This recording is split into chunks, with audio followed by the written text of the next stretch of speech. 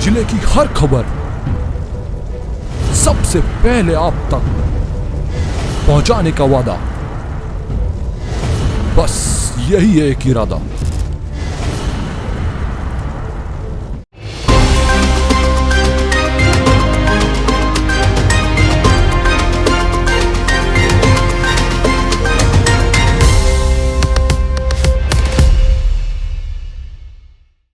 नमस्कार, आप देख रहे हैं 24/7 कृष्णा संडे के साथ। चलिए न्यूज बुलेटिन की शुरुआत करते हैं हेडलाइन से। पुलिस ने जब्त किए करोड़ों रुपए के नकली नोट, 9 आरोपियों को किया गिरफ्तार। मुख्य सरगना की गिरफ्तारी के बाद हो सकता है पूरा खुलासा। प्रदेश के टीकमगढ़ और उत्तर प्रदेश के हमीरपुर में 2 युवतियों के साथ हुई घटना पर लोधी समाज और कांग्रेस ने जताया विरोध, कार्रवाई की मांग की। पुलिस अधीक्षक अभिषेक तिवारी ने की कार्रवाई, डोरा पुलिस चौकी के 3 पुलिसकर्मियों को किया निलंबित। चुनावी घोषणा बनकर रह गया बालाघाट से जागपुर गांव को जोड़ने वाला पुल, शासन की बेरुखी पर क्षेत्रवासी निराश। पीएम आवास ने शहरी हितग्राहियों को किया बेघर और कर्जदार, 2 वर्ष बाद भी नहीं मिली योजना की चौथी किस्त। 100% वैक्सीनेशन में लांजी की 5 पंचायत और वारासिनी की 1 पंचायत ने मारी बाजी।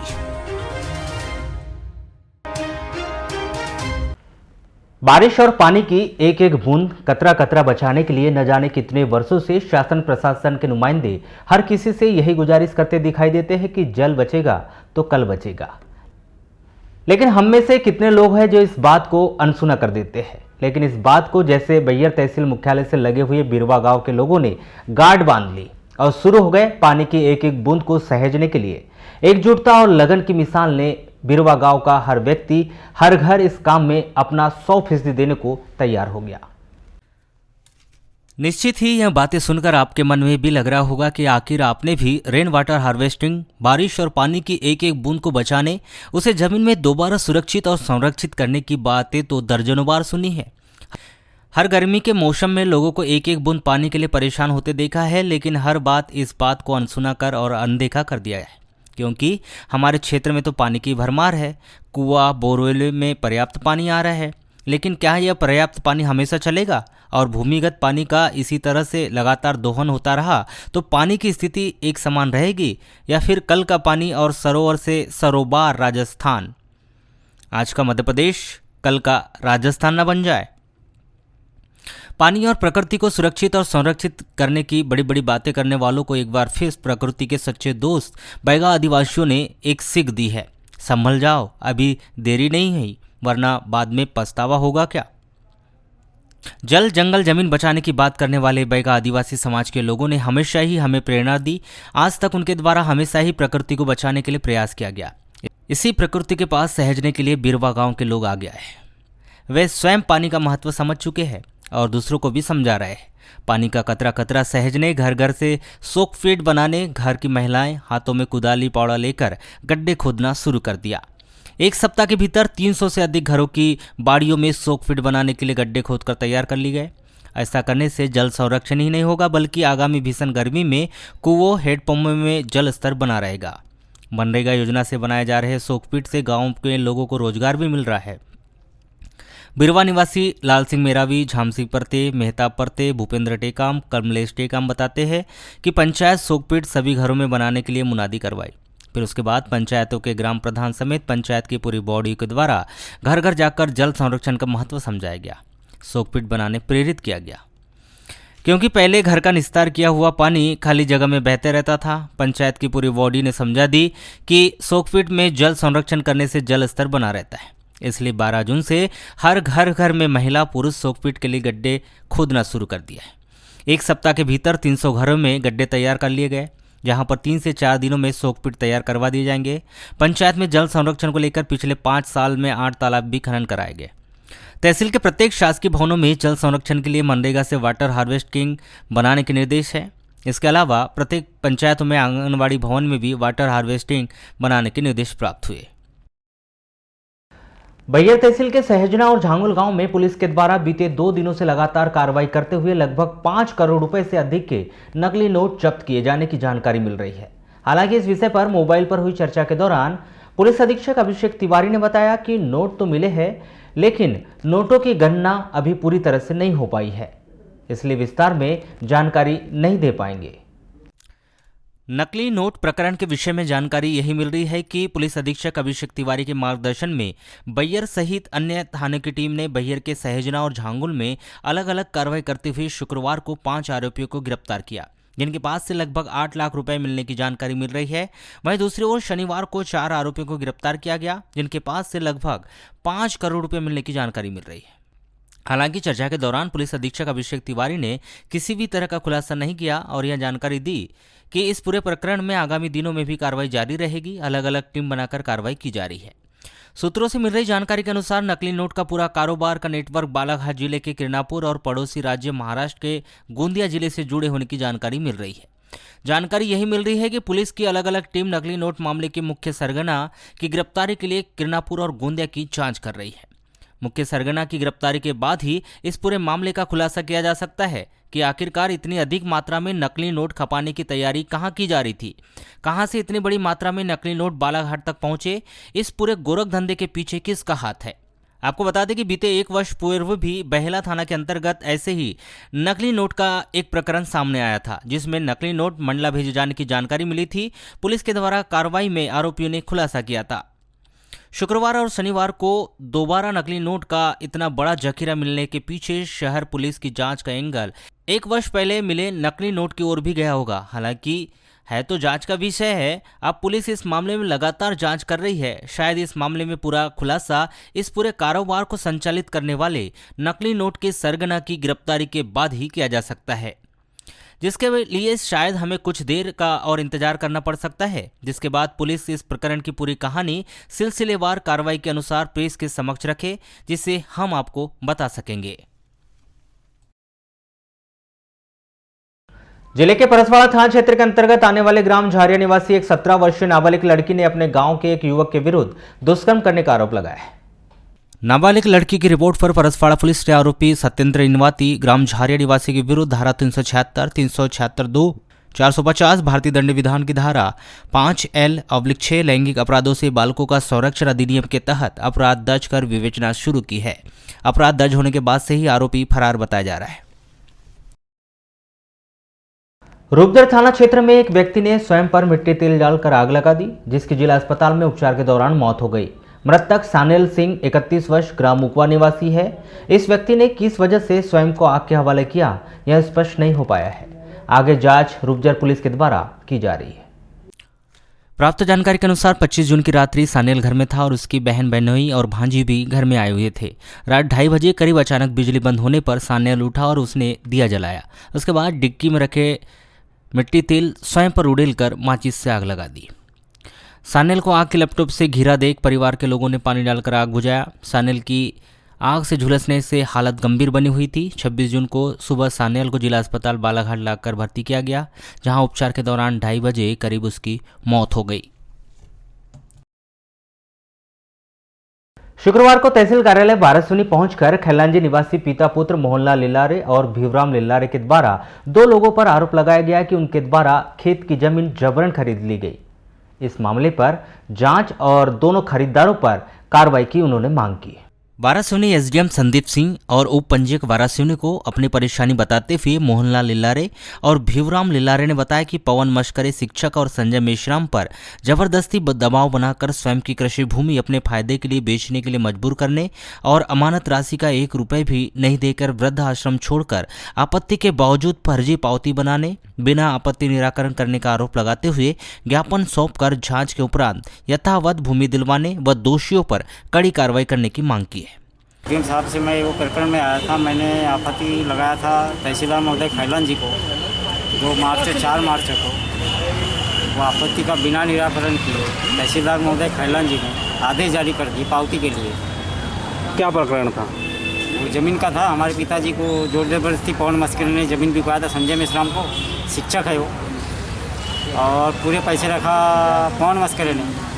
संजय मस्करे ने पैसे दिया, संजय मेश्राम ने पैसे दिया पवन मस्करे को, और उसके बाद में जो हमारे पिताजी को 1 रुपये नहीं मिला। बात हुई तो उनका कहना है, बोले वो जो हो गया ऐसा बोलते हो। पैसे तो उन्हीं के पास है, पैसे तो मिले नहीं। हम मांग कर रहे कि भी जिसने पैसे लिया है, जिसका पैसे उसको वो पैसे दे दे और हमको हमारी ज़मीन चाहिए, बस यही मांग है, कुछ नहीं। दूरभाष पर जमीन खरीदार संजय मेश्राम ने बताया कि वे इस मामले के बीच में नहीं हैं, उन्होंने किसी को बहकाया नहीं है। शिकायतकर्ता व्यक्ति पवन मस्करे के पास रहता था। जमीन खरीदी बिक्री के लिए पवन मस्करे ने उससे संपर्क किया था। यही कहते हुए कि इस जमीन में कोई विवाद नहीं है। इस विषय पर जब हमने खैलानी थाने से जानकारी ली तो इस जमीन खरीदी बिक्री के मामले में जांच कर रहे एएसआई सुभाष ठाकुर ने बताया कि उनके पास इस मामले की शिकायत जमीन के मालिक ने की है, इसकी जांच की जा रही है। हेलो। हेलो। हाँ सर, एएसआई साहब अपने ठाकुर जी बोल रहे खैरलांजी थाने से। हाँ सर, आपके यहाँ पे एक शिकायत हुई थी। हाँ। मोहन लाल लिल्लारे को के ऊपर दबाव बना करके उसकी जमीन बिक्री की गई और उसे 1 रुपए की राशि नहीं दी गई है, तो इस पे अभी क्या कार्रवाई की गई है सर? हाँ, जांच हो रही है उसकी। सर, जांच में अभी अपने अपराध पंजीबद्ध नहीं हुआ है क्या? उस शिकायत जांच हो रही है ना, अपराध पंजीबद्ध एकदम से कैसे हो जाएगा? जांच में जो पाया जाएगा उस हिसाब से कार्रवाई होगी। जी, ओके सर। जिला अस्पताल के सामने स्थित ट्रॉमा सेंटर केंद्र में शनिवार की सुबह 11 बजे करीब आग लग गई, जिस पर नगर पालिका की फायर ब्रिगेड की टीम ने जल्द ही आग पर काबू पा लिया। अस्पताल में कार्यरत कर्मचारियों ने बताया कि ट्रॉमा सेंटर में लगे सोलर सिस्टम के बैटरी में आग लग गई थी। आग शायद शॉर्ट सर्किट की वजह से लगी हो। जैसे ही अस्पताल कर्मचारियों ने आग देखी, उनके द्वारा तत्काल नगर पालिका के फायर ब्रिगेड अमले को जानकारी दी गई, जिनके द्वारा फायर ब्रिगेड की टीम ने ट्रॉमा सेंटर पहुंचकर आग बुझाया। थोड़ा अंदर चले जाओ ना, तो हटा रहा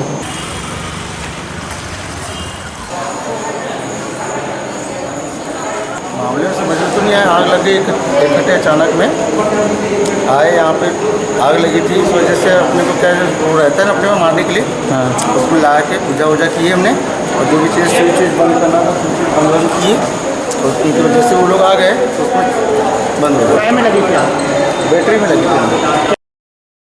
लालवारा के जनपद शिक्षा केंद्र में 26 जून को दिव्यांग बच्चों का उपकरण वितरण शिविर का समारोहपूर्वक आयोजन किया गया, जिसमें 36 दिव्यांग बच्चों को उनकी जरूरत के मुताबिक उपकरण का वितरण किया गया। दैनिक उपयोग में होने वाले उपकरण मिलने पर इन बच्चों के चेहरों पर खुशी भी दिखाई दी। इस दौरान कार्यक्रम में उपस्थित अतिथियों के हस्ते शिविर में उपस्थित हुए चिन्हित दिव्यांग बच्चों को मास्क पहनाकर उपकरण प्रदान किए गए तथा एलएम को जबलपुर से पहुंचे विशेषज्ञों के द्वारा दिव्यांग बच्चों व उनके अभिभावकों को उपकरण के उपयोग एवं रखरखाव हेतु आवश्यक जानकारियां प्रदान की गई। केंद्र सरकार और राज्य सरकार की अति महत्वपूर्ण महत्वाकांक्षी योजना हर गरीब के सर पर पक्की छत का वादा, प्रशासन इससे मुकर गया। नतीजा, पीएम आवास की लालसा में लोग बेघर और कर्जदार हो गए। शहर के ward number 24, ward number 13, ward number 33 या फिर वार्ड नंबर 29 सहित अन्य स्थानों पर निवास करने वाले गरीब हितग्राहियों के द्वारा पक्के मकान और मजबूत छत की लालसा में अपने पुराने मकान तोड़ दिए गए। शासन ने शुरुआत में 40,000, 60,000 और 1 लाख रुपए की 3 किस्तें दी और लेकिन चौथी किस्त में मिलने वाले 50,000 रुपए के लिए लोग 2 साल से इंतजार कर रहे हैं। इस वजह से कुछ लोग अपने ही घरों से बेघर हो गए, जिससे शासन से उम्मीद रखकर समूह से कर्ज लिया, मकान पूरा किया, अब वह कर्जदार हो गए। हमको स्लिप डालने के लिए पैसे नहीं मिल रहा, 2 लाख मिल गया, 1 लाख तो लेके भाग गए मिस्त्रियों ने, तो ये 1.5 लाख में इतना हुआ स्लिप आर्ट। तो हमको बोल रहा जी कि पैसे नहीं है स्लिप डालने के लिए, हम कैसा करेंगे गरीब को, ये बताओ। वही पैसे के बारे में दिक्कत हो रही है, कुछ नहीं। कहाँ रहते फिर अभी आप? किराए के मकान में रहते हैं। नहीं बना ना, ये तो है हमारा मकान, देखो ना कभी मकान नहीं बनने से किस प्रकार की दिक्कतें हो रही है आपको? दिक्कत हो रही ना जी, बंदर लोग है तो आते हैं तो पूरा है तो कभी लोग नाश कर दिए तो वो पूरा टपकता है। अब कितना है तो लगाएंगे उसमें, बताओ। अपने वार्ड में, अपने मोहल्ले में तो ऐसा है श्रीमान की शासन की तरफ से आज 2 साल में कुछ मकान पेक हो रहा है, 4था किस्त मिल गया है, 5वां किस्त रह गया है। तो कुछ ऐसे 2-3 मकान ऐसे हैं जिनको शासन की तरफ से तो बाकायदा मिला है पैसा, परंतु कुछ ऐसे हितग्राही हैं जो समूह उठाकर इधर उधर से कर्जा लेकर अपना स्लिप डालें। कुछ इसी तरह के हालात वार्ड नंबर 13 शागुन वन में रहने वाले हितग्राहियों के हैं, जिन्होंने अपने अच्छे मकानों को तोड़कर पक्के मकान की आस की, लेकिन अब पॉलीथीन की छत के नीचे गुजारा करना पड़ रहा है। दिक्कत बहुत हो रही है। 2 साल हो गया, कंप्लीट मकान नहीं बनी है और हम झोपड़ी में रह रहे हैं। समूह से पैसे उठा रहे हैं, कहीं किराए के मकान में भी रह रहे हैं। किराए में बहुत सारा पैसा चले गया और अभी तक हमारा घर कंप्लीट नहीं हुआ है, इसीलिए हम समूह से पैसा उठा रहे हैं और अपना घर को कंप्लीट करना चाहते हैं। मेरा नाम दुर्गाबाई गोस्वामी। अम्मा, ये जो प्रधानमंत्री आवास के तहत मकान बन रहे हैं, तो आप लोगों के मकान बन रहे हैं? बन रहे हैं ना, अभी बन रहा है ना। तो 50,000 दिया अभी और 4 किस्त दे दिया है। हम नहीं बोलते कि सरकार ने 4 किस्त नहीं दिया, कह के 4 किस्त दिया है और अब 1 किस्त और रह गई है। तो हम 50,000 में हमारा मकान बन जाएगा कि बेटा ये बताओ तुम मेरे को कितने पैसे की आवश्यकता हो सकती है अभी? और अभी मेरे को वो भी दे देंगे, मतलब 50,000 और देंगे तो मैं अपना गच्ची डाल लूँगी। वहीं कुछ हितग्राही हमें ऐसे भी मिले जिन्होंने बताया कि 3 वर्ष से अधिक का समय बीत गया। उनके द्वारा लगातार नगर पालिका में गुहार लगाई जा रही है, उन्हें आवास का लाभ मिले, लेकिन सूची में उनका नाम नहीं आ रहा है। सर, मैंने 2018 में भरा था फॉर्म, उसके बाद देखते देखते मेरा नाम आया, उसके बाद नाम दब गया। फिर आगे चल के और मैंने फिर फॉर्म का करवाया नगर पालिका से, फिर भी उसके बाद बंद हो गया, यानी कट गया नाम, फिर नहीं मिल रहा है। तो मेरी मिसेस ने फिर अनिल दुहारे के सामने गई, फिर अनिल दुहारे ने अपने असिस्टेंट को जो भी है साथ में उनके रहते होंगे सर के, वो गए, फिर उनने नाम निकाले तो हाय बोले, फिर उनने नाम जोड़े। इस विषय पर जब हमने नगर पालिका के जिम्मेदार अधिकारियों से चर्चा की तो उन्होंने यही जवाब दिया कि शासन के द्वारा जैसे जैसे राशि का आवंटन किया जा रहा है, उनके द्वारा हितग्राहियों के खाते में राशि जमा करवाई जा रही है। पर्यावरण एवं वन्यजीव संरक्षण तथा संवर्धन के लिए निरंतर कार्यरत सेवा संस्था गोंदिया के अध्यक्ष सावन बहेकार तथा सारस संरक्षण के लिए कार्यरत बालाघाट टूरिज्म प्रमोशन काउंसिलिंग एवं वन विभाग के द्वारा सारस गणना का कार्य पारंपरिक तथा शास्त्रीय पद्धति से प्रत्येक वर्ष किया जाता है। इसी तारतम्य में इस वर्ष भी 6 दिनों तक चली सारस गणना में बालाघाट तथा गोंदिया जिले में कुल 70 एवं 80 स्थानों पर सेवा संस्था बालाघाट टूरिज्म प्रमोशन काउंसिलिंग के सदस्य, स्थानीय किसान, सारस मित्र तथा वन विभाग गोंदिया और बालाघाट के अधिकारी तथा कर्मचारियों के द्वारा सारस गणना को पूर्ण किया गया।